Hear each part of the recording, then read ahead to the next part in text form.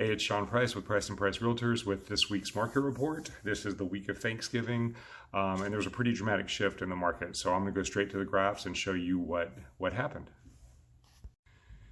Okay, so in today's market report, this is again for the last 7 days in Vienna, McLean, and Great Falls. There was a pretty significant shift that happened this last week. So you can see this is our total buyer activity versus inventory. So in other words, how many buyers were active in the market and how much inventory was added.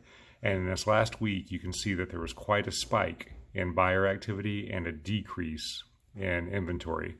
So that is something that's very interesting because we've seen a general trend of down ticking of buyer activity over the last several weeks, and actually plateaued back here and then started ticking down here.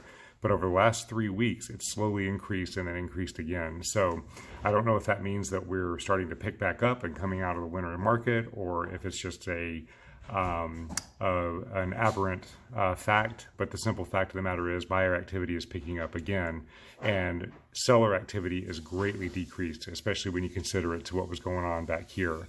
So seller activity is really low, buyer activity is getting higher. So what that translates into is a strong seller's market. So if 100% means that out of every 100 houses that went on the market, 100 houses sold, that's just like a flat, even market. This month, or this last week, it went up to over 180%, which you can see is the highest sales to inventory ratio that we've had so far this year. So that increase in buyer activity, decrease in seller activity made this an extremely competitive market in this last 7 days, and it's been slowly increasing for the last 3 weeks, which means that buyers are going to need to anticipate paying, try to get as close to full price as possible without paying over.